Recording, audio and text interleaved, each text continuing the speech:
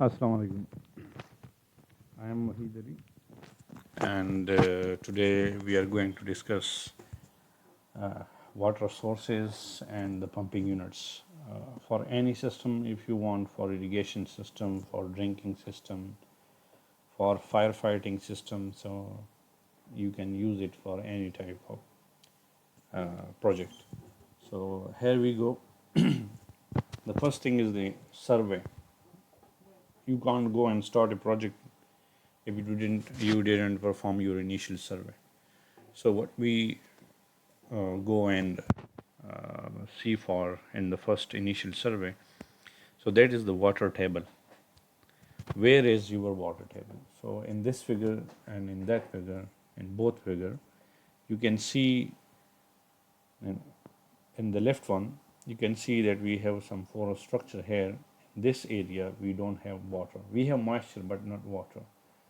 But after that layer, this is what we call water table. This is the first layer where water starts, and then we have a certain depth for it, right? So it depends upon that how much deep your water table is. When you go for your water source, that plays a main role. In this area, you can see that this is zone of aeration, infiltration area, and this is the water table, and this is the zone of saturation where we can find the water. So that depends upon your area, and in cities it goes about 90 up to 100 and 110 feet down the water table, while in those areas where have a lot of fields, agriculture practices where can be done, so there about 30 feet and 35 feet 40 feet is the water table depth. So the next thing is, what is the quality of water that you require? Is it for drinking? Is it for irrigation? What purpose it is? So there are parameters set by WHO, and government of Pakistan own standards also are available.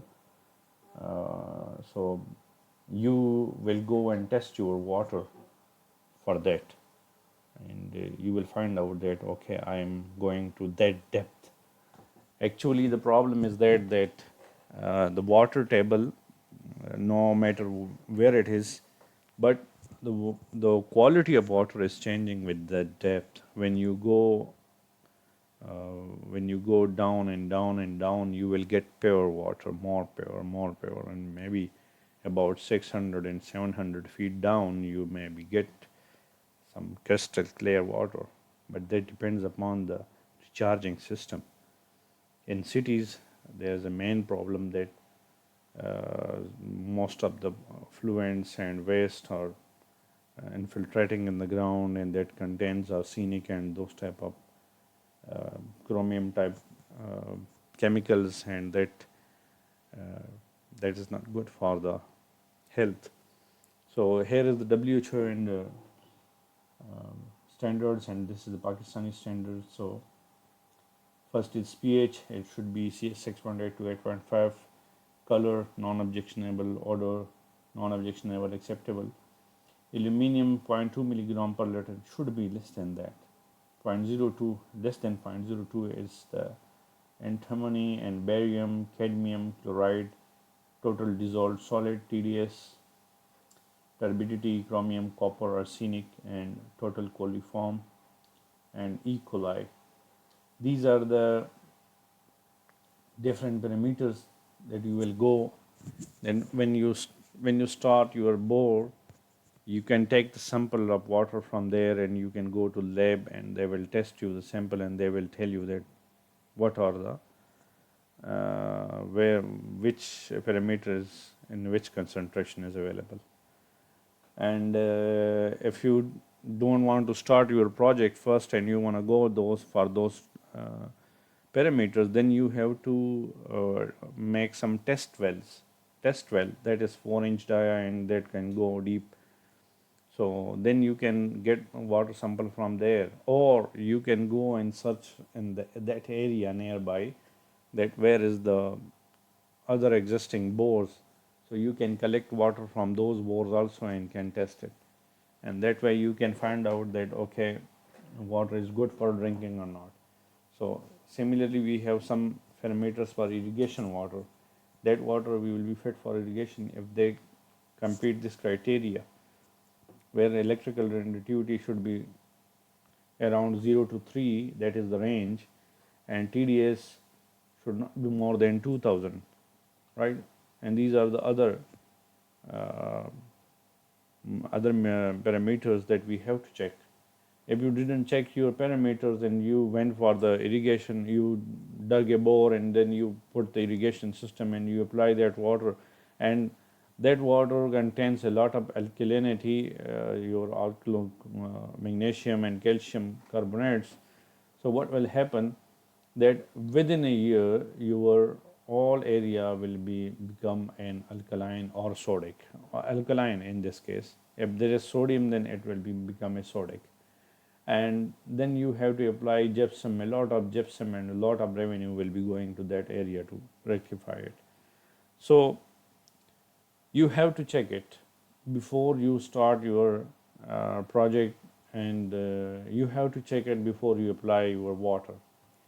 So these are the two criterias, two things initial which contribute a lot before job. So what will be the bore size? So the before two initial surveys, that will guide you that what will be the bore size.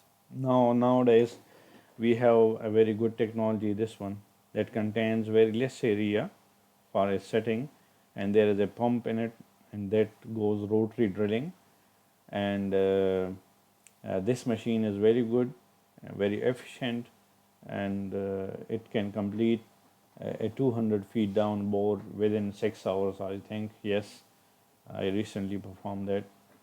So this is a very good technology that came into Pakistan, and you don't need a lot of water. Only that tub you can see, only that tub water you will need, and that water circulates from down when it is drilling. So you can go up to sizes from 5-inch to 10-inch. That setup can give you a bore dia. So yes, you can go up to 300 feet depth with this bore, not more than that. If you want to go further, you have to go for the rig machine, for the rotary drilling. So there is a setup so that you can understand. This is the column pipe or delivery pipe, you can say, or discharge pipe. Here is your pump. This is your motor. This is your filter pipe. This is your screen pipe is here, and this is your conduit pipe, or you can say casing pipe, and this is your cable. So your pump and motor must be submerged in water. You can see that how much water it is on top of it. If it is dry and you run it, it will burn, because these are most of the water cooled. So you have to be very careful when you are installing your pump. And you can see here that very minimum gap between the filter pipe and the motor is, but it's not actually in practical. It is not there. It is further more down.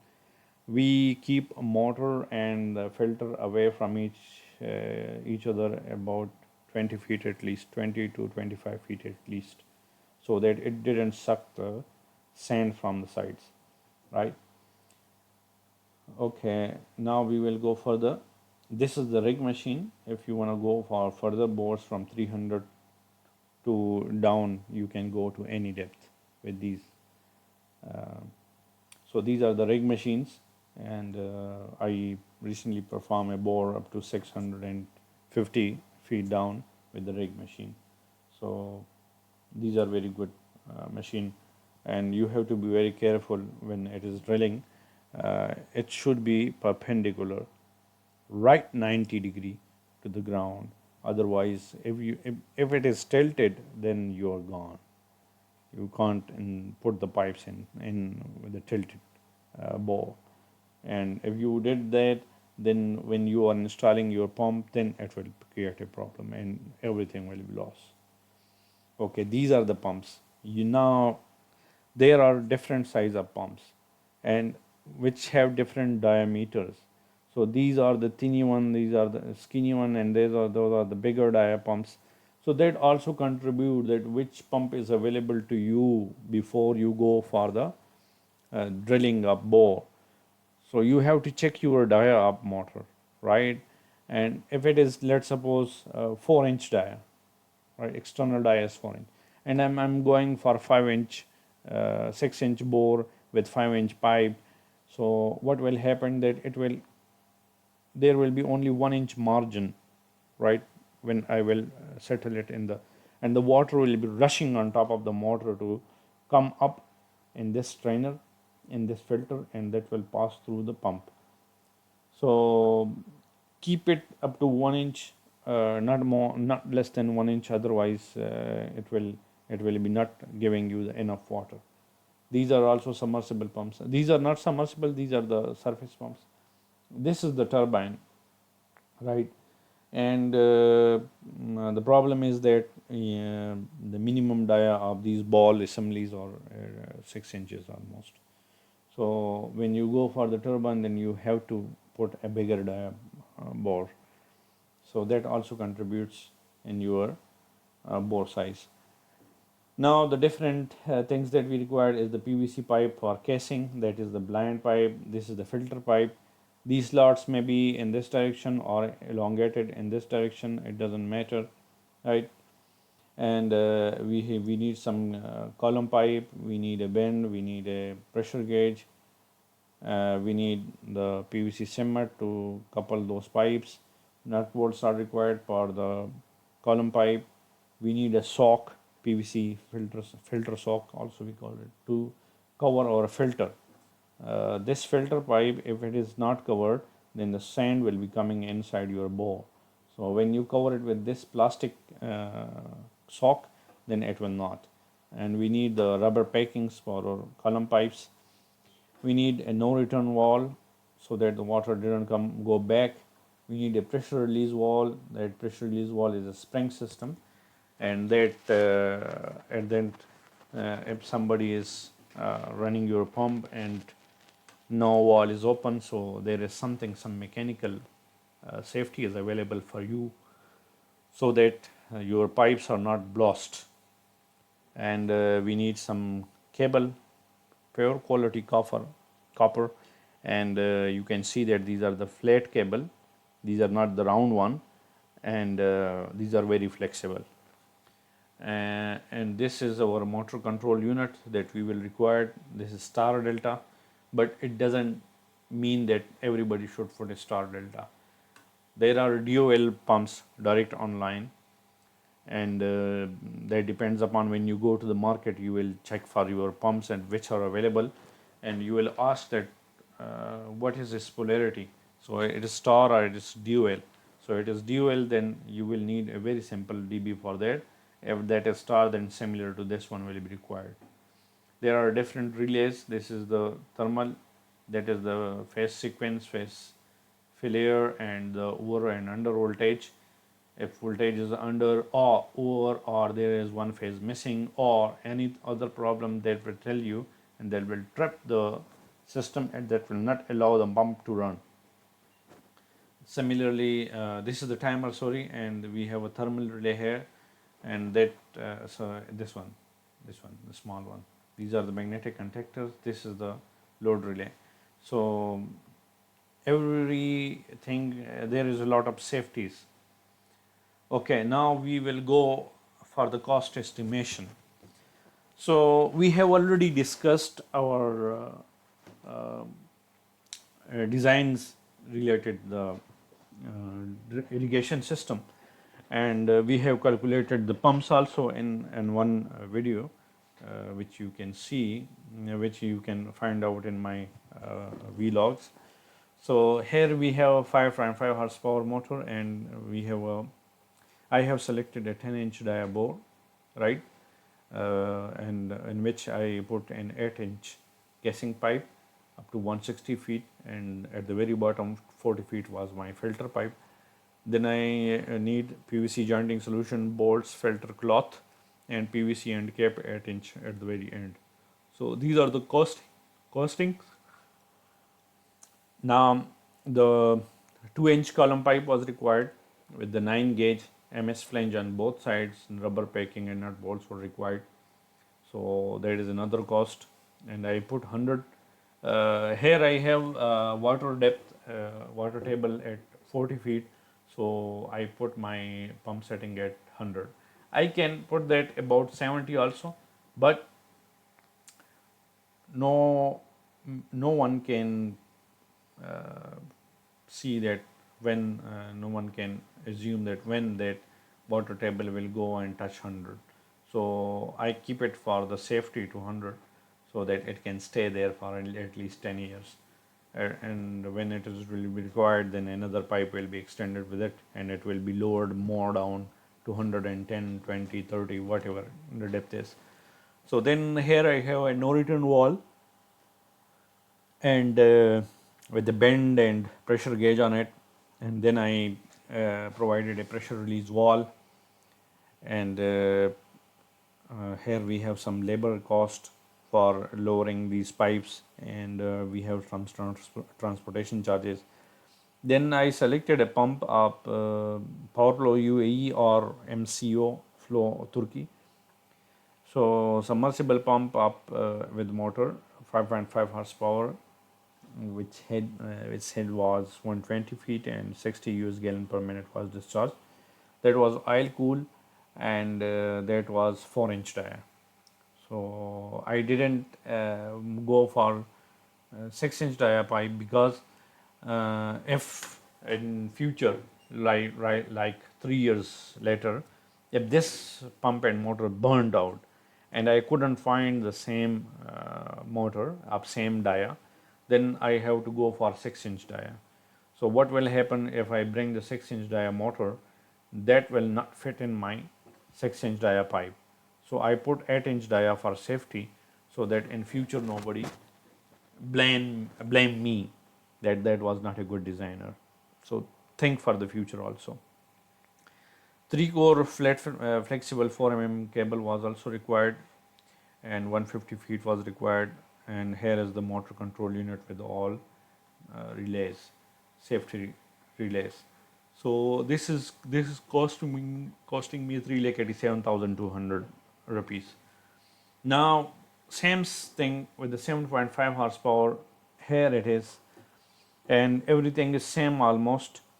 Only a couple of things that will be changed is the pump. That is I use Comex one, and that costing me 84,000 rupees. Cable I increase the size, and motor control unit I increase the sizes.